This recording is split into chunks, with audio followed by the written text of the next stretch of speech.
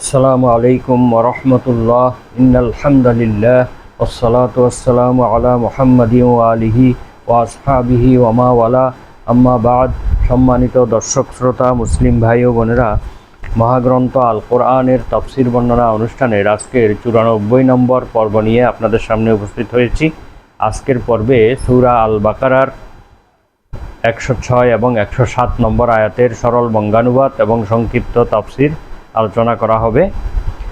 ওমা তৌফিক ইল্লা বিল্লাহ, আলাইহি তাওয়াক্কালতু ওয়া ইলাইহি উনীব। আসুন আমরা শুরু করি। আউযু বিল্লাহি মিনাশ শাইতানির রাজীম। বিসমিল্লাহির রহমানির রহিম। মা নানসাখ মিন আয়াতিন আও নুনসিহা না'তি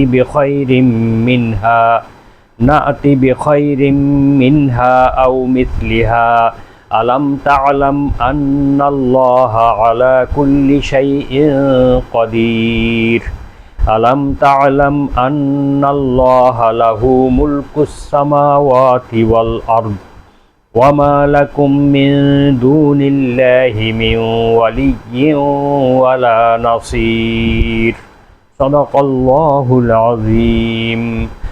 মহান আল্লাহ রাব্বুল আলামিন ইরশাদ করেন, আমি কোনো আয়াতের হুকুম রহিত করলে, স্থগিত করলে, কিংবা আয়াতটিকে বিস্তৃত করে দিলে বা আয়াতটিকে আমি বিলুপ্ত করে দিলে তদপেক্ষা উত্তম এবং তার অনুরূপ আয়াত আনয়ন করি। আপনি কি জানেন না যে নিশ্চয়ই আল্লাহ তাআলা সকল বিষয়ে সর্বশক্তিমান? আলাম তা'লাম আন্নাল্লাহা লাহু মুলকুস সামাওয়াতি ওয়াল আরদ। আপনি কি এ কথাও জানেন না যে আল্লাহ তাআলা আকাশ মণ্ডলী এবং পৃথিবীর সার্বভৌমত্বের মালিক, সর্বময় ক্ষমতার অধিকারী। ওমা লাকুম মিন দুনিল্লাহি মিন ওয়ালিয়্যিন ওয়ালা নাসীর। আর তোমাদের জন্য আল্লাহ ব্যতীত কোনো ধরনের অভিভাবক, কোনো বন্ধু বা কোনো সাহায্যকারী নেই। দুনিয়া এবং আখিরাতে সর্বত্রই আল্লাহ তাআলাই একমাত্র সাহায্যকারী এবং একমাত্র বন্ধু। তিনি ছাড়া আল্লাহর বান্দাদের জন্য কোনো সাহায্যকারী বা বন্ধু নেই। এ হচ্ছে আয়াতের সরল অনুবাদ। তো এই আয়াত অবতীর্ণ হওয়ার প্রেক্ষাপট হলো, প্রয়োজনের পরিপ্রেক্ষিতে কোরআনের কোনো কোনো আয়াতকে রহিত করতে হয় এবং কোনো কোনো নির্দেশ পরিবর্তন করতে হয়। এই বিষয়টি দেখে পাপাচারী ইহুদি সম্প্রদায় তারা ইসলামের বিরুদ্ধে একটি অপপ্রচার শুরু করলো এবং ইসলামের সত্যতা সম্বন্ধে তারা কটাক্ষ করে বলতে লাগলো যে ইসলাম যদি সত্য হয়, সত্য ধর্ম হয়, তাহলে কোরআন যদি সত্যি সত্যি আল্লাহর কিতাব হয়, তাহলে তার আয়াত এবং নির্দেশ এগুলো স্থগিত কেন হবে, এগুলো রহিত হবে কেন? এগুলো তো যেভাবে আছে সেভাবেই বজায় থাকবে, রহিত পরিবর্তিত হতে যাবে কেন? আল্লাহ তাআলা কি এটা পূর্বের থেকে জানেন না যে এই আয়াতটি শুধরাইতে হবে, এটাকে রদবদল করতে হবে? এ কথা কি জানেন না? তখন আল্লাহ তাআলা আয়াত রহিত করা এবং বিলুপ্ত করা সম্পর্কিত এই আয়াত দুটি অবতীর্ণ করেন। অর্থাৎ ইহুদিদের অপপ্রচারের বিপরীতে এই আয়াতগুলো অবতীর্ণ হয়। এখানে নস্খ অর্থ হলো রহিত করা বা পরিবর্তিত করা ইত্যাদি। শরীয়তের কোনো একটি হুকুমকে শরীয়তের অন্য কোনো হুকুম দ্বারা পরিবর্তিত করাকে নস্খ বা রহিতকরণ বলা হয়। আব্দুল্লাহ ইবনে আব্বাস রাদিয়াল্লাহু আনহু বলেন, নস্খের শব্দের অর্থ হচ্ছে পরিবর্তন করা। মুজাহিদ রহমতুল্লাহ আলাইহি বলেন, এর অর্থ হচ্ছে সরিয়ে দেয়া, যা লেখার সময় অবশিষ্ট থাকে কিন্তু হুকুম পরিবর্তিত হয়ে যায়। অর্থাৎ যেই আয়াতটি লেখা অবস্থায় থাকবে কিন্তু হুকুম পরিবর্তিত হয়ে যাবে, তাকে নস্খ বলা হয়। এভাবে আল্লামা সুদ্দী রহমাহুল্লাহ বলেন যে এর অর্থ হচ্ছে মুছে ফেলা, কোনো কিছুকে মুছে ফেলা। দাহাক রহমাহুল্লাহ বলেন এর অর্থ হচ্ছে বুলিয়ে দেয়া অথবা ছেড়ে দেয়া। ইবনে জরির রহমাহুল্লাহ বলেন যে আল্লাহ তাআলা আয়াতের হুকুম পরিবর্তন করে থাকেন। হালালকে হারাম, হারামকে হালাল, জায়েজকে নাজায়েজ এবং নাজায়েজকে জায়েজ ইত্যাদি নির্দেশ এবং নিষেধাজ্ঞা, বাধা ও অনুমতি এবং বৈধ ও অবৈধ কাজে নস্খ হয়ে থাকে, অর্থাৎ রহিতকরণ হয়ে থাকে। কোনো জিনিস কিছু দিনের জন্য হালাল ছিল, পরে সেটা হারাম হয়েছে, আবার কোনো জিনিস পূর্বে হালাল ছিল কিন্তু পরবর্তীতে এটা হারাম হয়েছে। এভাবেই আদেশ নিষেধ, বাধা অনুমতি, বৈধ অবৈধ ইত্যাদি সকল কাজেই এই রহিতকরণ হয়েছিল কোরআন অবতীর্ণ হওয়ার সময়ে। নাসেখ মানে হচ্ছে যে আয়াত দ্বারা অন্য আয়াত রহিত হয়েছে তাকে নাসেখ বলা হয়, এবং যে আয়াতটি রহিত হয়েছে তাকে বলা হয় মানসুখ বা রহিতকৃত। এটা রহিত, একটা রহিতকারী আর একটা হচ্ছে রহিত। তো নাসখের শাব্দিক অর্থ হচ্ছে নকল করা, যেমন একটি পুস্তক থেকে আরেকটি পুস্তক নকল করা হয়, একটি বই থেকে আরেকটি বই নকল করা হয়। এরকম এখানেও যেহেতু একটি নির্দেশের পরিবর্তে আরেকটি নির্দেশ আল্লাহ তাআলা জারি করেছেন, এই জন্য এটাকে নসখ বলে। নসখের অর্থ হচ্ছে কোনো শরঈ নির্দেশ পরবর্তী দলিলের ভিত্তিতে সরে যাওয়া। নসখ শব্দের অর্থ হলো কোনো শরঈ নির্দেশ পরবর্তী দলিলের ভিত্তিতে বা পরবর্তী আয়াতের ভিত্তিতে এটাকে সরিয়ে দেওয়া বা এটাকে মুছে ফেলা। কখনো সহজের পরিবর্তে কঠিন, কখনো কঠিনের পরিবর্তে সহজ হয়। তবরানী রহমাহুল্লাহ হাদিস গ্রন্থে একটি হাদিস বর্ণনা করেছেন, দুই ব্যক্তি রাসূল সাল্লাল্লাহু আলাইহি ওয়াসাল্লামের নিকট হতে একটি সূরা মুখস্থ করেছিলেন। সূরাটি তারা পড়তেই থাকেন। একদিন রাতের বেলা সালাতে সূরাটি তারা পড়ার ইচ্ছা করেন, কিন্তু কোনো ক্রমেই স্মরণ করতে পারলেন না। তারা হতবিহ্বল হয়ে রাসূলুল্লাহ সাল্লাল্লাহু আলাইহি ওয়াসাল্লামের কাছে উপস্থিত হন এবং ঘটনাটি তারা বর্ণনা করেন। রাসূল সাল্লাল্লাহু আলাইহি ওয়াসাল্লাম তখন তাদেরকে বলেন, এটা মনসুখ হয়ে গেছে এবং এর পরিবর্তে উত্তম দেয়া হয়েছে, তোমাদের অন্তর থেকেও এটা বের করে নেওয়া হয়েছে, দুঃখ করো না, তোমরা নিশ্চিন্ত থাকো। অর্থাৎ তোমরা যে আয়াতটি মনে করতে পারছো না, এটা আল্লাহ তাআলা রহিত করে দিয়েছেন এবং তোমাদের অন্তর থেকেও এটা মুছে ফেলে দিয়েছেন। তাহলে রহিতকরণের একটা অর্থ এখান থেকে আমরা পাই যে এটা মুছে ফেলা, অর্থাৎ ভুলিয়ে দেয়া। ইবনে মাসউদ রাদিয়াল্লাহু আনহু বলেন যে আমি ওর শব্দ ঠিক রেখে হুকুম পরিবর্তন করে দেই। আবদ ইবনে উমাইর রহমাহুল্লাহ, মুজাহিদ, আতা রহমাহুল্লাহ প্রমুখ বলেন যে আমি ওকে পিছনে সরিয়ে দেই, অর্থাৎ আমি নাসেখকে মনসুখের পিছনে রাখি। নাসেখকে মনসুখের পিছনে রাখি অর্থাৎ যে আয়াতটি দ্বারা অন্য আয়াতকে রহিত করা হয়, সেই রহিতকারী আয়াতটি মনসুখের অর্থাৎ রহিত আয়াতের পিছনে থাকে, পরবর্তীতে আসে। ওমর রাদিয়াল্লাহু আনহু তার খুতবায় নানসাহা পড়েছেন। এর অর্থ হচ্ছে পিছনে হওয়া, অর্থাৎ একটার পিছনে আরেকটা আসা। নুন সিহা পড়লে এর ভাবার্থ হবে আমি এটাকে ভুলিয়ে দেই, আমি এটাকে উঠিয়ে দেই। সাদ ইবনে আবি ওয়াক্কাস রাদিয়াল্লাহু আনহু নুন সিহা পড়তেন। এতে তাকে কাসিম ইবনে আবদুল্লাহ রহমাহুল্লাহ বলেন যে সাইদ ইবনে মুসাইব তো এটাকে নানসাহা পড়তেন। তখন তিনি বললেন, সাদ ইবনে আবি ওয়াক্কাস রাদিয়াল্লাহু আনহু বললেন যে সাইদ রহমাহুল্লাহর উপর কিংবা তার বংশের উপর কোরআন মজিদ অবতীর্ণ হয়নি। আল্লাহ তাআলা বলেন, সানুকরিউকা ফালা তানসা, অচিরেই আমি আপনাকে পাঠ করাবো হে রাসূল, ফলে আপনি কখনো ভুলে যাবেন না, বিস্মৃত হবেন না।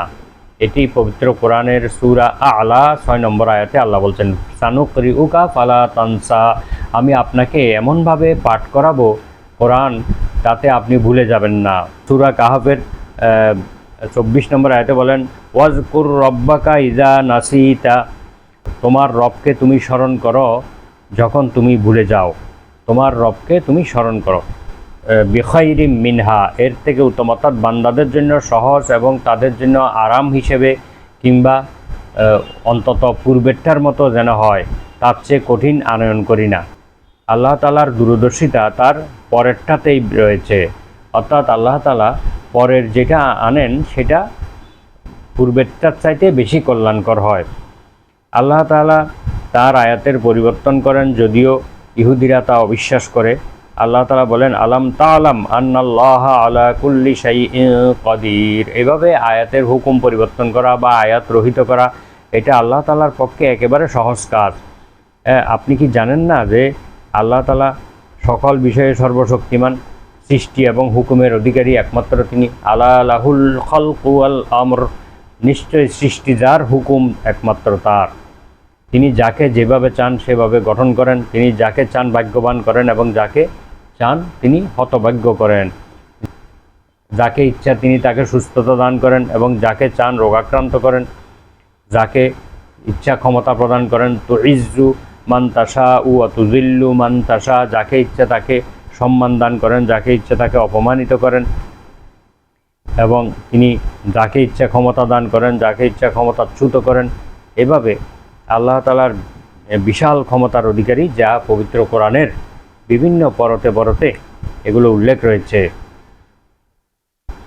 আল্লাহ তাআলা এই আয়াতে ইহুদিদের মিথ্যা দাবি খণ্ডন করে মুসলিমদের সুখবর দিচ্ছেন, ইহুদিরা সত্যের উপরে নেই, ভালো মন্দ উভয় বিষয়ে আল্লাহ তাআলার অধীন। তারা দাবি করত যে তাদের উপর অবতীর্ণ কিতাবের বাণীর কোনো পরিবর্তন হবে না। অহংকারের কারণে তারা এই কথা বলতো। অর্থাৎ আল্লাহ তাআলার পক্ষে এই ধরনের কাজ কোনো অসম্ভব নয় বা কোনো কঠিন কাজ নয়। রহিতকরণ শরীয়ত দৃষ্টিতে 4 প্রকার। কোরআনের দ্বারা কোরআনের অন্য অংশের নস্খ বা রহিতকরণ। যেমন পবিত্র কোরআনে প্রথমত আত্মীয় স্বজনের জন্য ওসিয়ত করার হুকুম ছিল। পরবর্তীতে যখন উত্তরাধিকার আইন বা মিরাসের আয়াত নাজিল হলো, তখন আত্মীয় স্বজনের জন্য ওসিয়ত করার হুকুমটি রহিত হয়। এটা হলো কোরআন দ্বারা কোরআনের নস্খ। আর 2 নম্বর হলো একটি হাদিসের সাহায্যে অন্য একটি হাদিস রহিতকরণ। যেমন রাসূলুল্লাহ সাল্লাল্লাহু আলাইহি ওয়াসাল্লাম ইসলামের প্রথম দিকে কবর জিয়ারত করতে নিষেধ করেছিলেন। তিনি বলেন, কুনতু নাহাইতুকুম আন জিয়ারাতিল কুবুর, আমি তোমাদেরকে কবর জিয়ারত করতে নিষেধ করেছিলাম, আলা ফাজুরুহা, আর এখন তোমরা কবর জিয়ারত করো। তাহলে এখানে পরবর্তীতে যখন কবর জিয়ারত করার অনুমতি দিয়েছেন, তখন না করার হুকুমটি রহিত হয়ে যায়।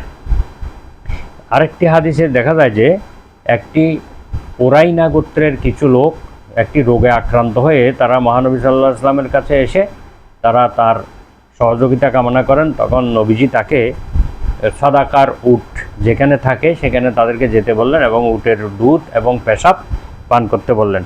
এখানে তিনি প্রথমে পেশাব পান করার অনুমতি দিয়েছিলেন।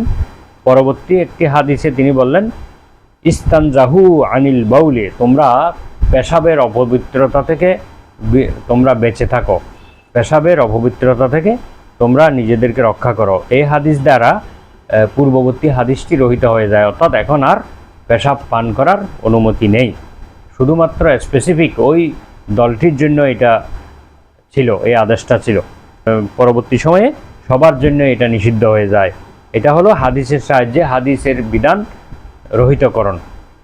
3 নম্বর হলো হাদিস কোরআনের সাহায্যে মানসুখ, অর্থাৎ কোরআনের আয়াতের সাহায্যে হাদিসের বিধান রহিত হওয়া।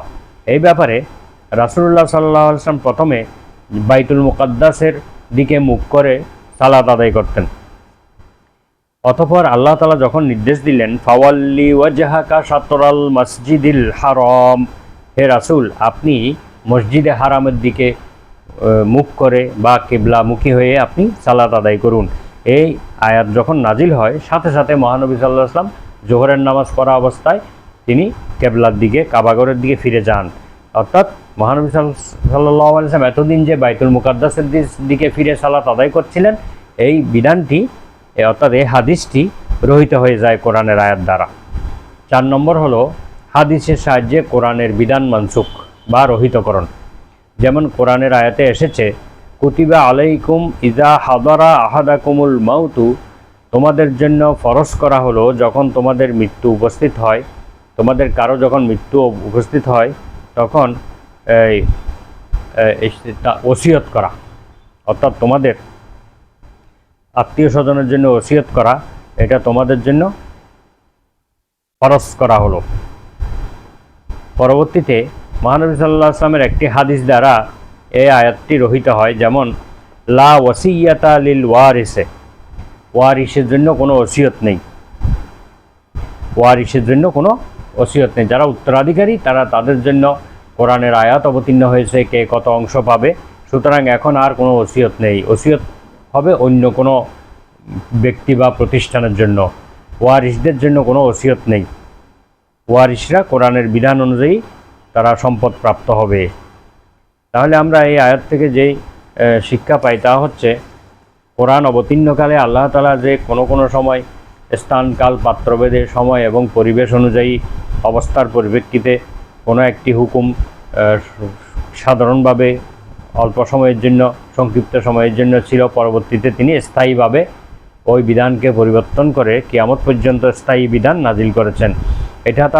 এটা হচ্ছে আল্লাহ তাআলার রুবুবিয়ত, আল্লাহ তাআলার মহাজ্ঞানের একটা প্রতিফলন। তার মহাজ্ঞানের মাধ্যমে তিনি জানেন যে কোনটা কোন সময় দিতে হবে, কোনটা কোন সময় রহিত করতে হবে, তাই তিনি করেছেন। যেমন আল্লাহ তাআলা 3 বারে মাদকদ্রব্য হারাম করেছেন। তো আল্লাহ তাআলা যা ইচ্ছা তা করতে পারেন, তার বিধানকে অবনত মস্তকে মেনে নেওয়াটাই হচ্ছে ইসলাম।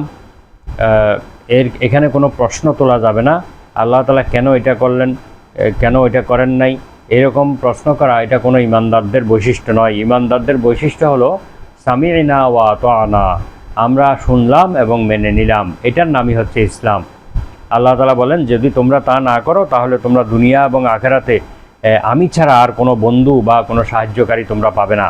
আল্লাহর বিরুদ্ধে তোমরা কোনো বন্ধু, কোনো সাহায্যকারী পাবে না। সুতরাং তোমাদের উচিত আমার বিধানকে অবনত মস্তকে গ্রহণ করা। আল্লাহ তাআলা আমাদেরকে আয়াতের আমল করার তৌফিক দান করুন। ওমা তৌফিক ইল্লা বিল্লাহ। সুবহানাকা আল্লাহুম্মা বিহামদিকা আশহাদু আল্লা ইলাহা ইল্লা আনতা আস্তাগফিরুকা ওয়া আতুবু ইলাইক। আসসালামু আলাইকুম ওয়া রাহমাতুল্লাহ।